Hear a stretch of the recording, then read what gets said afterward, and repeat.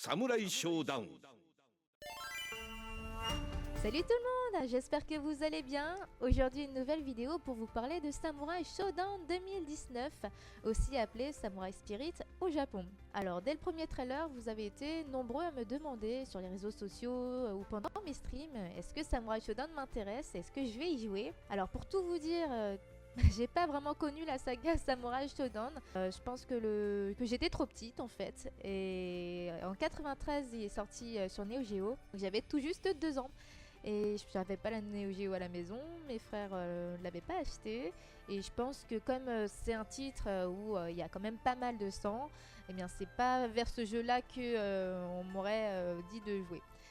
Donc malheureusement, j'ai pas vraiment touché à la saga. J'ai regardé beaucoup de vidéos, je m'intéresse au sujet, mais voilà, en fait, avec ce Samurai Shodown 2019, c'est une totale découverte.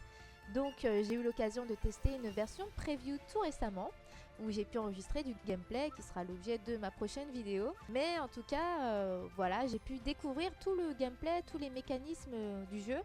Et c'est fort intéressant. Donc voilà, je vais vous en parler tout de suite. Ce que j'aime dans Samurai Shodown, c'est l'ambiance. L'univers Japon féodal avec des samouraïs et des ninjas, les personnages sont très charismatiques avec un gameplay bien unique, les stages sont magnifiques et illustrent à la perfection la beauté des paysages japonais. Et j'aime aussi la musique, qui est composée en partie avec des instruments traditionnels, et cela donne une vraie atmosphère à ces combats sanglants et sans pitié.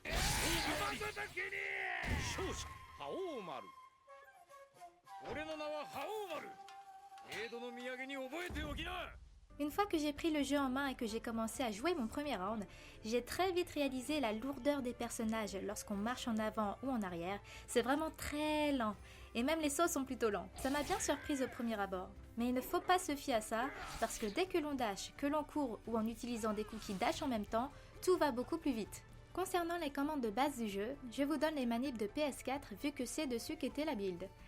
Vous avez le light slash avec carré, le medium slash avec triangle, le heavy slash avec rond et le coup de pied avec croix. Et à partir de là, comme beaucoup de jeux de dés, vous avez des coups spéciaux à base de quart de cercle vers l'avant ou l'arrière, dont la puissance et la portée de vos coups dépendent de la touche utilisée. Ça fait que lorsque vous passez d'un personnage à l'autre, vous n'allez pas vous embrouiller avec des commandes list trop spécifiques et uniques à chaque perso. Vous pourrez bien vous débrouiller avec les bases. Mais ça n'empêche pas que chaque personnage a un style et un gameplay bien à lui. J'ai particulièrement aimé Nakolulu avec son faucon et Galford avec son chien. Vous vous apercevrez très vite des dégâts de malade que vous infligerez rien qu'avec des coups forts. C'est là qu'on réalise que dans Samurai Shodown, les dégâts ne sont pas réalisés à base de gros combos à rallonge et entraînés par cœur pendant des heures. C'est un jeu qui m'a vraiment l'air basé sur l'époque, c'est-à-dire utiliser les coups de base à la bonne distance pour faire des dégâts tout en restant le plus safe possible. Mais dès que vous voudrez prendre des risques avec un coup fort ou bien une chope et que ça marche, les dégâts ne blaguent pas et vous serez bien récompensé. On appelle ça le high risk, high reward, donc risque élevé, haute récompense. Les chopes ne font pas de dégâts en soi, l'animation repousse juste l'adversaire et à vous d'en profiter pour pouvoir infliger un gros coup, un combo ou même une super, et là ça fait mal. Heureusement tout de même, le recovery des coups forts et des chopes est particulièrement long, donc il faut vraiment être sûr de soi, ou bien être un peu dans le désespoir. Et si l'adversaire a bien mis sa garde, eh bien là il a tout le temps du monde pour vous punir bien salement. Autre moyen aussi pour faire de gros dégâts, c'est grâce à votre barre de rage qui s'affiche en bas. Vous pouvez l'activer sans forcément attendre qu'elle soit pleine, il suffit d'appuyer L2 pour activer le rage explosion. Vous vous apercevrez que la barre défile et se réduit au fur et à mesure. Pendant cette période, on pourra activer une super dévastatrice qui s'appelle le Lightning Blade, dont les dégâts dépendront de la barre de rage restante. Et les dégâts sont incroyables! Autant vous dire que je n'aimerais pas être dans la situation où j'ai trop bien joué pendant tout un round à faire de belles phases, avec mon adversaire à qui il ne reste plus qu'un pixel de vie, mais qui me one-shot avec cette super. Je sens déjà les larmes de sel arriver en tournoi, et ça risque d'être bien marrant, du moment que ça m'arrive pas à moi. Je constate que la barre de rage disparaît définitivement du match après avoir utilisé le Lightning Blade, donc il faut l'utiliser à bon escient et être sûr de gagner le round pour ne pas la gâcher. Enfin pour la défense, il y a eu plein de moments où je faisais un Just Defense sans le faire exprès.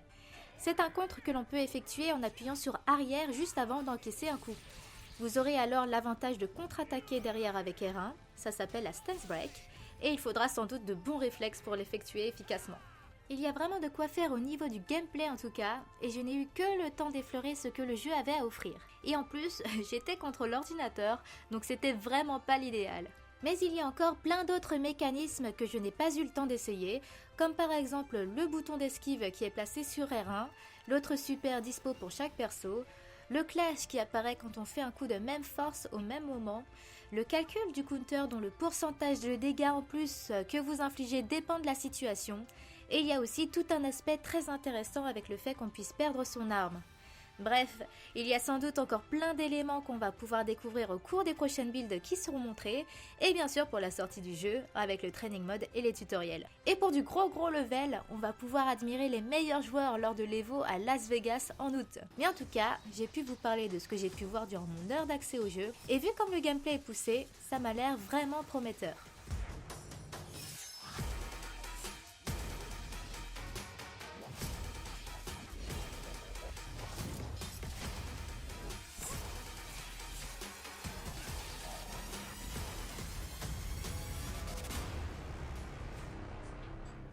Et bien voilà les fighters, la vidéo se termine. J'espère que ça vous a plu et que ça vous a donné envie de jouer à Samurai Shodown. Pour ceux que ça intéresse, il sortira le 27 juin 2019. Donc il faudra attendre 2 petits mois pour en profiter sur console PS4 et Xbox One.